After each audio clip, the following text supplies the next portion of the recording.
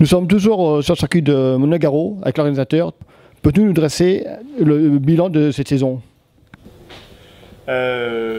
Écoutez, globalement, on a fait une très belle saison.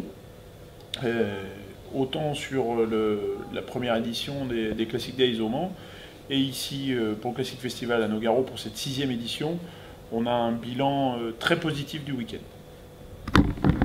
Le record du nom de la parade, ça t'est battu ou pas? Non, le record n'a pas été battu cette année parce que la difficulté, c'est toujours la météo dans nos métiers. Et effectivement, la voiture ancienne souffre aussi de la météo. Et dès que la météo devient un petit peu capricieuse, les gens sont un petit peu moins au rendez-vous. Même si la fréquentation a été battue sur le Classic Festival de façon globale, sur la parade, on avait un petit peu moins de monde que le record.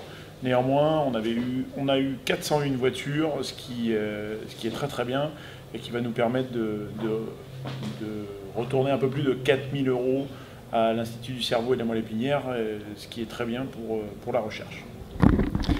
On sait que le grand frère, entre guillemets, le Classic D, est-ce que les participants, c'est les mêmes que le Classic Festival? En termes de participants, non, c'est différent puisqu'on a quand même une géolocalisation sur la voiture ancienne. Les gens ne traversent pas toute la France pour venir sur un événement. En voiture ancienne, c'est toujours un petit peu hasardeux. Par exemple, si vous le faites en 2 chevaux, 800 km en 2 chevaux, c'est un petit peu une aventure. Ça se fait très très bien, mais c'est une aventure. Donc c'est aussi pour ça que nous avons créé le Classic Festival et qu'on a d'autres projets par ailleurs.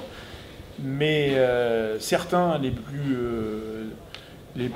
j'allais dire, ardus, font le déplacement jusqu'ici, mais c'est pas la majorité. Mais il y en a en tout cas, parce qu'on a des fidèles parmi les fidèles, et eux traversent toute la France pour être avec nous et partager ces bons moments. Comme moi. Tu parles de projets, tu peux nous en divulguer quelques-uns, ou c'est assez secret encore? Non, les projets, on a beaucoup d'idées. Effectivement, on ne les partage pas trop tout de suite, mais on a des envies, plus que des projets, on a des envies, et donc au gré de nos envies, on développe sur des circuits. On avait fait le Classic Héritage à Albi, et là on a d'autres projets par ailleurs. Maintenant il faut trouver le temps, les moyens, la disponibilité aussi des équipes, parce que ça prend énormément de temps et c'est pas toujours simple de tout cumuler. Les dates pour le prochain Classic Day 2020 sont arrêtées ou pas encore? Alors pour les Classic Days l'année prochaine, oui, on sera sur les 2 et 3 mai. Et pour les Classic Days, le grand changement pour l'année prochaine, c'est qu'on quitte Le Mans comme c'était prévu et on retourne à Manicourt. Donc l'alternance se met en place avant potentiellement de retourner au Mans. Et pour le Classic Festival, qui lui est à Nogaro et bien ancré à Nogaro, nous avons effectivement la date qui est fixée. Début octobre, de mémoire le 10 et 11 octobre, de mémoire. Et au niveau des invités d'honneur, pour l'un et l'autre, rien n'a encore arrêté?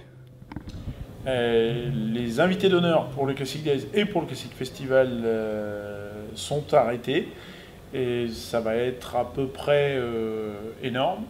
En revanche, on garde la surprise pour un petit peu plus tard. Je te remercie Benoît, et bon Classic Festival. Et puis les classiques à venir et Classic Day. Merci à vous, et effectivement à l'année prochaine pour encore de nouvelles aventures et de belles aventures, j'espère. Merci.